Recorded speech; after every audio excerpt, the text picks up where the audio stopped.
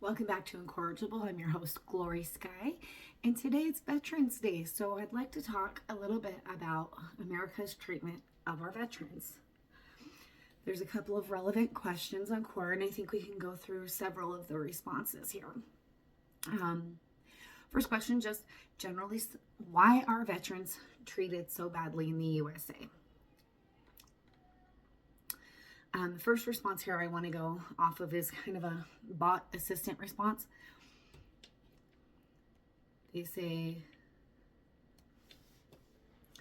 the perception that veterans are treated badly in the USA seems to stem from a mix of systemic gaps, institutional complexity, political choices, cultural factors, and mismatches between public rhetoric and lived reality.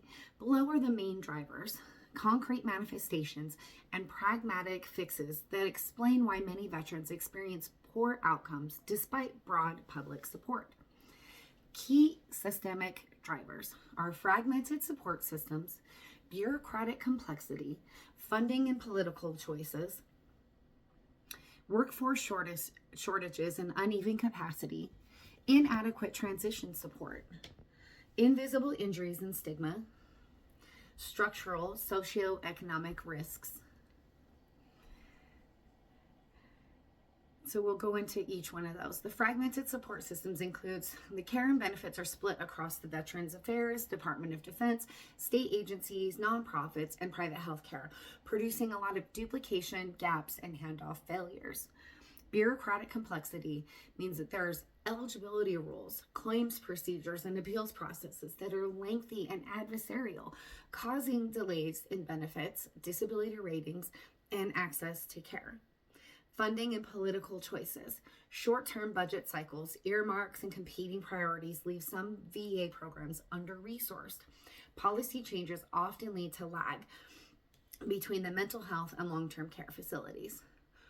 Workforce shortages and uneven capacity. VA facilities and community providers lack clinicians trained in military trauma, prosthetics, geriatrics for aging veterans, rural outreach, and it ends up producing geographic disparities. Inadequate transition support. Transition from active duty to civilian life, unemployment, housing, education, mental health is very unevenly managed. Credentialing and unemployment pipelines often fail to recognize military skills in the real world. I think this one is a big one. Invisible injuries and stigma. PTSD, TBI, moral injury, and chronic pain are less visible than physical wounds. Stigma and inadequate screening reduce care seeking and timely treatment. And then socioeconomic risks. Veterans, especially younger and lower rank veterans, disproportionately face homelessness, substance abuse disorders, and unemployment due to pre-service disadvantage or service-related disruptions. Concrete ways that these problems show up in the real world. There are long waits for veteran disability claims and approvals. There are historically months and years to get approved. There are geographic care deserts. Rural veterans from VA facilities or mental health specialties are unable to find treatment because there isn't any for them in their area. Homelessness. Veterans are overrepresented among the homeless populations and relative to their share of the general population. Suicide rates. Suicide rates among veterans remain higher than among any other civilians, a persistent public health crisis. Inconsistent quality of care. Variation across VA hospitals and community providers and outcomes and patient experiences. Benefits denial and undercompensation. Many service-connected claims are initially denied or assigned very low ratings. Support the troop rhetoric drives very strong public sympathy and charitable responses, but it doesn't translate automatically into sustained policy investments, system redesign, or accountability mechanisms. Band-aid solutions and one-off social programs and charities offer some help to individuals, but can't replace a system-wide fix that needs to be put in place and requires funding, hiring, IT modernization, and big policy reform.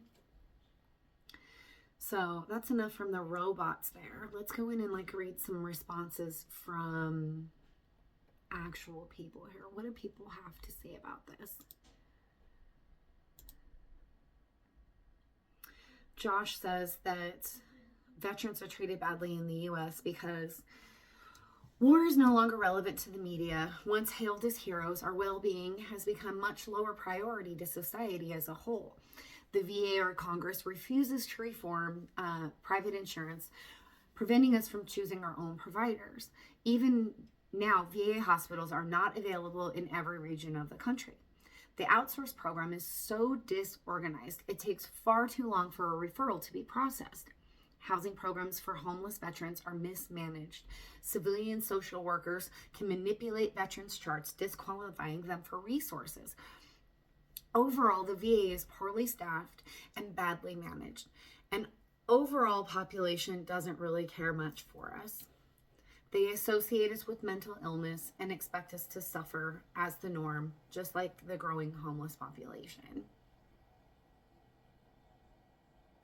Monty here says he's a staff sergeant with the United States, probably Air Force. Says most veterans are not concerned or conditioned to go to some government agency looking for help. We tend to be very self-reliant and strong, or see ourselves as such. For many, not being able to be functional in a dysfunctional society is seen as a personal failure. Far too many would rather panhandle on a street corner than get a check for doing nothing and be, or at least feel, independent. Until we get people who can relate to them out where the problem is, we will continue to get worse. A rosy-handed social worker who never served or even considered serving and probably has no respect for them will not be able to get them any of the services that they need. The agencies that could help are in office buildings far away from those that they serve and would never consider hiring somebody who doesn't have an MSW and did serve basically because they wouldn't fit the social climate of the organization and because they are scared of them. The organizations that lead care and do help are mostly faith-based. They are in places where the need is, and they rely on volunteers who actually care, who are often veterans themselves. They have very small or non-existent budgets so they can't employ the veterans. The money continues to go to those least equipped to help, mostly because the government agencies see charitable organizations as competition and refuse to partner with them. Much of the power of government is actively seeking to destroy these groups, mostly because of the very thing that makes them so effective. They're faith-based. And partially because the government cannot accept effective competition. It makes them look incompetent.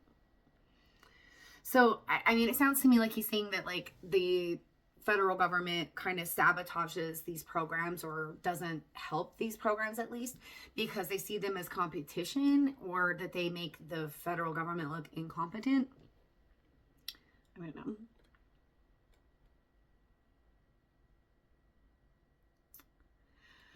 Relevant comment says, because their own government has turned its back on them, I can't understand how a country which is spending so much money on the military and promotion of their world power is not supporting its loyal soldiers for the rest of their lives. Really, that is downright backstabbing.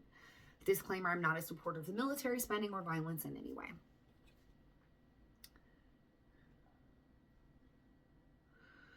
Comment here from Randy. I guess he doesn't agree. He thinks that things are all great, I guess.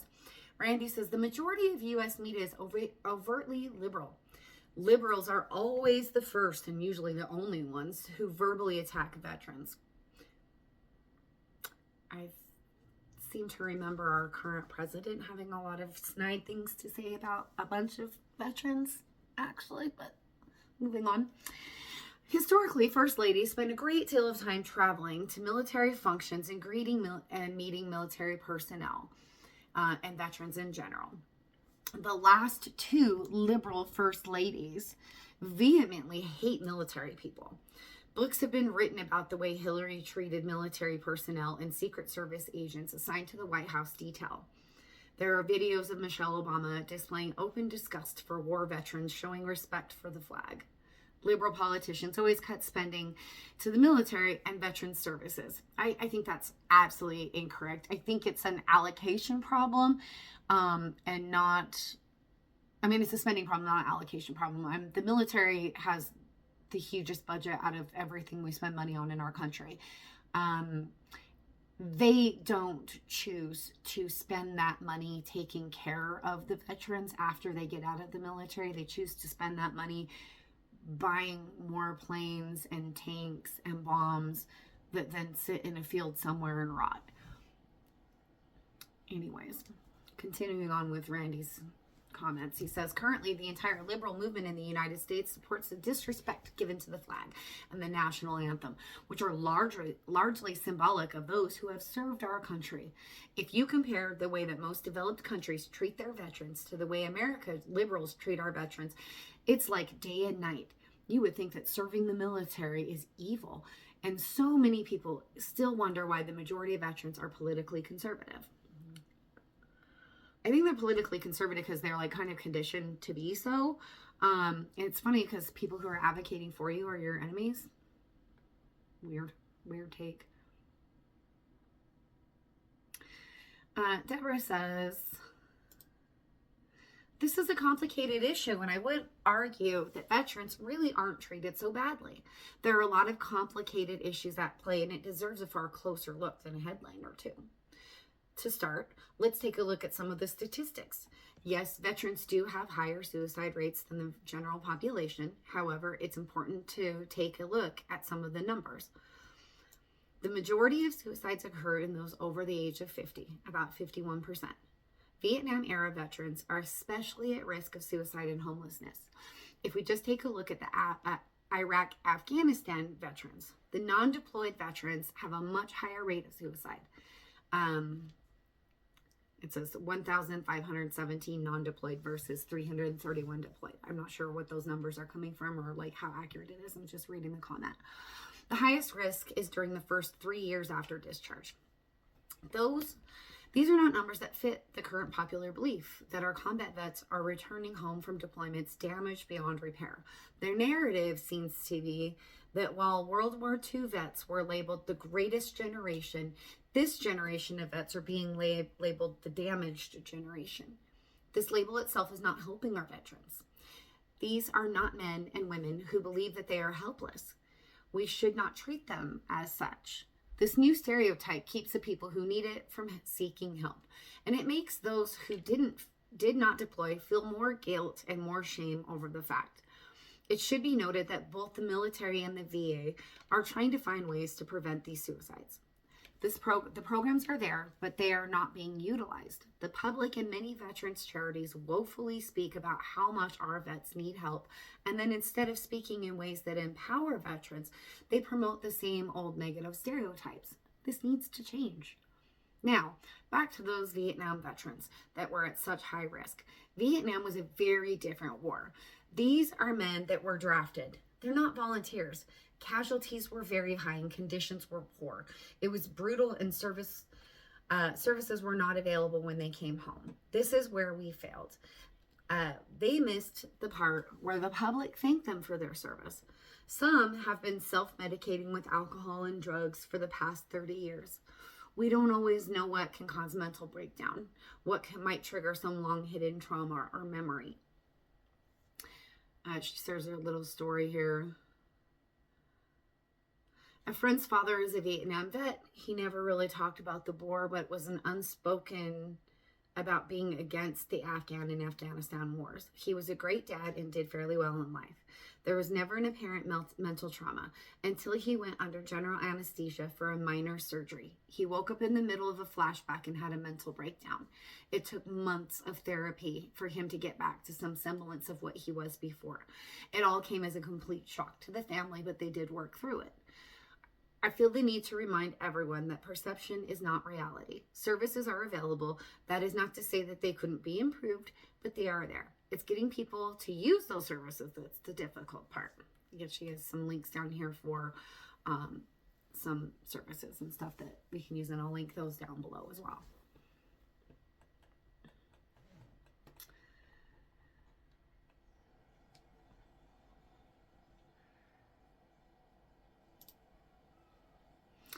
Question here is, why doesn't the United States take better care of their veterans?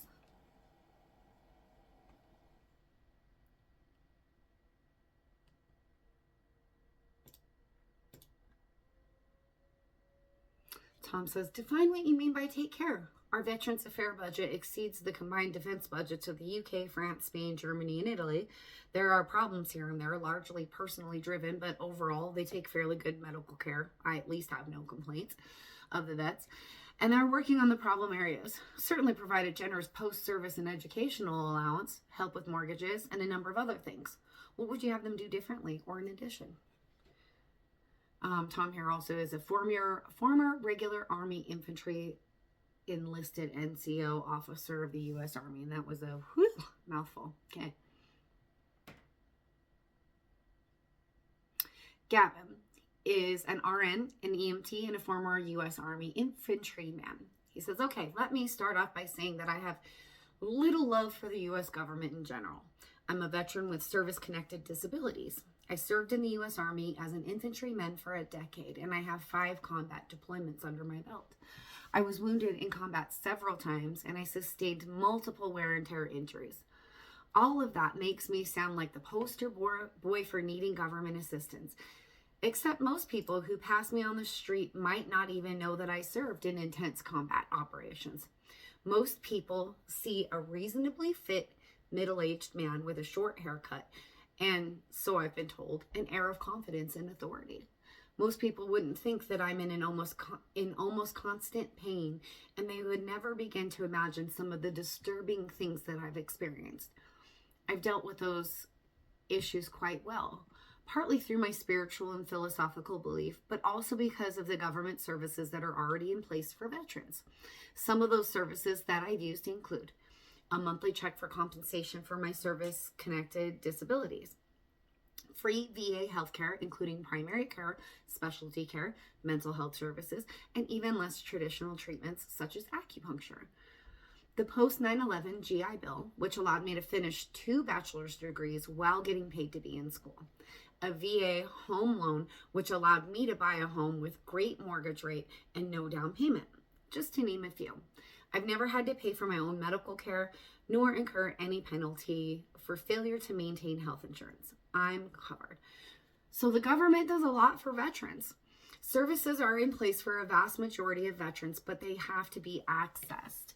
The VA of the past had a very poor reputation, but it has managed to turn itself around for the most part, both in actual services and in connecting veterans with their benefits, like informing people of what they actually have.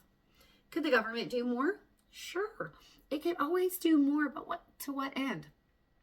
Those who want to access these services still will, while those who would rather withdraw from society or suffer in silence still would.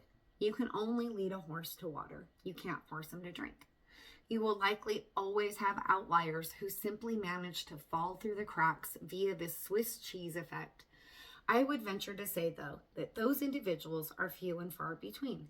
The vast majority of those that you see on the streets are either, 1, not real veterans and simply using that as a ploy for sympathy. 2, suffering from an era when services were not as refined as they are now. A tragic story in and of itself, but not easily fixed with more services. Or 3, they're willfully excluding themselves from the available services. So to answer your question, the government does help veterans. Where I think we could do better is in helping individuals during their service by fostering an actual culture of self-care. But that's another can of worms. I do agree with him that I think things have gotten better, and I do think that there are a lot of services available to help them. But I think that for me, the big caveat is so many of these benefits that they're listing out and that they're talking about here, like the housing and the food and the medical care and the access to education and being paid to go to school and, get a bachelor's degree. These are all things that are wonderful, but I don't think that you should have to risk your life and join into the military industrial complex in order to gain access to those benefits. Those are benefits that we should all be able to be granted as American citizens who pay taxes and that are, born as members of this country.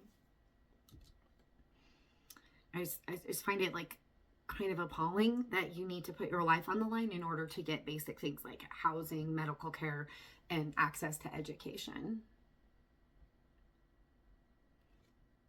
So David says, why don't they take more care of veterans in your country? I live in the U.S. and I am a combat veteran. I have 2 major disability ratings through the VA, 100% rated for PTSD and 60% rated for lower back issues. I'm a former combat infantryman. My story is better than some, worse than others. I've been in the VA system since 1993. I cracked 2 vertebrae in my lower back in 1992. I was released from my contract a year earlier on medical honorable discharge with a 10% rating on my back. My only service-connected rating was only 10%.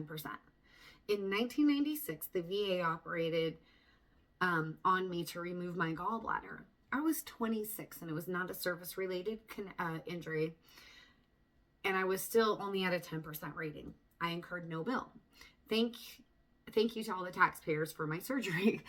I stayed with the VA on and off for a long time before taking over another veteran's advice to seek a rating for PTSD.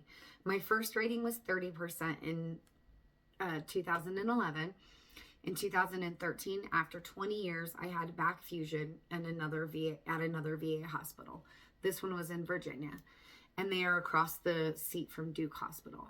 They share the same doctors in many cases. My surgeon team was top-notch. Again, thanks to the taxpayers for my surgery. All this comes down to is that the programs are there. VA is there for all and any veterans that want to use them and are qualified. I do not qualify for adaptive housing, but others do. I do not qualify for a clothing allowance, but others do. I also do not qualify for specialized vehicles, but others do. War is always the last resort. But if that's the last resort that has to be used, my brothers and my sisters are there to answer the call. We are all volunteers. The last draft was the Vietnam War, and we are all volunteers. Therefore, we know what we are getting into. We know the risks. We take them anyway. It was my honor to serve the American citizens. When we do go to war, or even when we don't, some of us suffer injuries. And of course, more than others. When I was doing my exit classes back in 1993, we were all informed of the different services that were available to us in the civilian world. It is then up to each of us to choose when or if we use such services.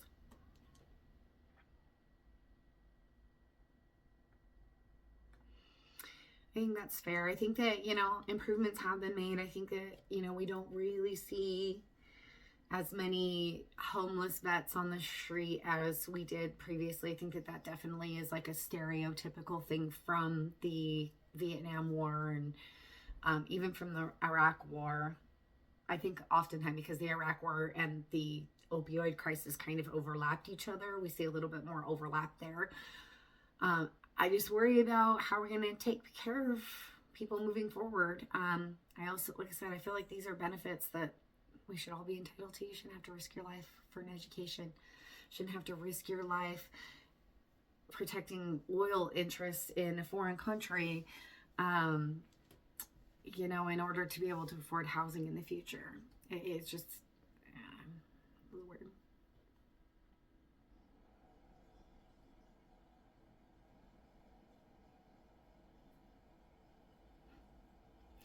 Lost in Space says, just this minute, I became a libertarian. Don't exactly know what it means, but one Corin convinced me. That said, now I believe that the community should take care of war veterans. So when do I get my check? Taking care of veterans is a slippery slope. The more we ask our government, the larger they become and the more complex the issue. Throughout my experiences with the VA, I have found very little assistance despite their well-meaning. The bureaucracy is enormous and incredibly complicated beast. If one does not qualify, one does not receive diddly from the feds. This leaves out many veterans like myself on the borderline economically. I have noticed that the VAHC does everything in its power to disqualify some of us from receiving some benefits. Example, every civilian doctor has diagnosed me with PTSD. The VA has not. I have applied for Agent Orange benefits, and the VA says I don't qualify despite being in the country of Vietnam for 2 years. I've applied for medications which my civilian doctors gladly prescribed, but the VA system will not. My civilian doctors diagnosed me with chronic fatigue. 2 years later now, the VA has still yet to offer any help. I've requested for affordable housing from the VA, but I am told that I don't qualify despite having a family with underage children and living in and out of my car in cheap rooms and receiving the Fleet Marine Combat Insignia for time served in combat during Vietnam War. Need I say more? There are simply too many roadblocks when applying for assistance from the government. I would hope that a community-centered program would be much more helpful without Uncle Sam pulling the strings. But then again, the non-government assistance programs that exist now also throw roadblocks in front of you where some of us don't qualify. Private assistance programs also require a person to meet specific qualifications, which leave those in need outside in the cold. One that offers financial housing, help for housing, for example, on one condition, you have to have good credit. I would argue that struggling low-income families generally do not possess good credit, or they would not need to apply for assistance in the first place. That's true. One item that's never addressed is the debt-to-income ratio. If a vet earns a middle-class American income but is scoring under 500 in credit report due to a myriad of expenses, unexpected repairs or job loss, illness, death in the family, surgeries, wage garnishments, or whatever, you fail to meet the federal income minimum requirements to qualify for temporary assistance. Your veterans are not looking for pity and handouts, but only a chance to restart their lives in good health and to secure their families in a clean, healthy, and safe environment.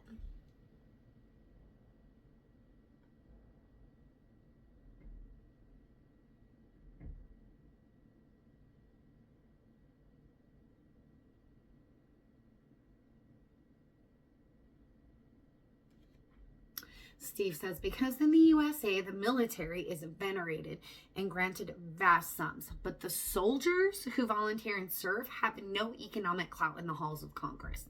They usually come from lower or middle class backgrounds. Some are immigrants. Many are uneducated and held unaware of how to apply for benefits. They value loyalty and have traditionally been too obedient to stick up forcefully for themselves in Congress. When veterans are elected to Congress, they get so inundated with lobbyist funds and pressured to increase arms spending and not to rock the boat by mentioning the historic gutting of departments of Veterans Affairs by the free market conservatives. They are easily intimidated by words like patriotism and duty and into not criticizing the shoddy care and underfunded facilities that they must use to rebuild their post-combat life, and tend to obey orders even after discharge. Not enough vets have stormed their congressmen, committed suicide, shot up their district offices to shock Congress into fully funding their needs. Look how the federal government shafted the 9/11 first responders, who were decimated with cancers before public outcry from folks like Jon Stewart forced Mitch McConnell to allow a vote on permanent funding. Our government has been so busy handing out get-out-of-jail-free cards to billionaires and cutting their already low tax rates that the needs of the poor and the middle class have been completely neglected for the last 30 years. Both parties are guilty of this. Since there are few repercussions to denying money to vets, the treacherous Congress gets reelected and the cycle of futility begins again and again. We need dozens of veterans in Congress like Tammy Duckworth or Tulsi Gabbard, who know the price and cost of the perpetual regime change of wars and will apply any money saved as peace dividend to alleviate the shattered lives of vets who have also served so well.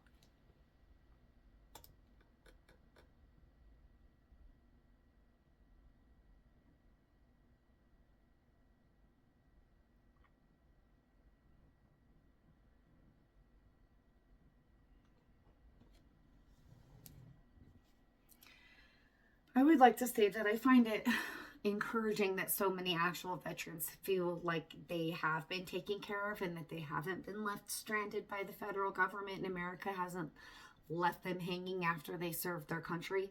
I myself am a child of a veteran. My father spent 24 years in the United States Air Force, and I was an Air Force brat as a child, moved around all over the place, and felt extremely patriotic and a strong sense of gratitude for the military members and the service that they provided.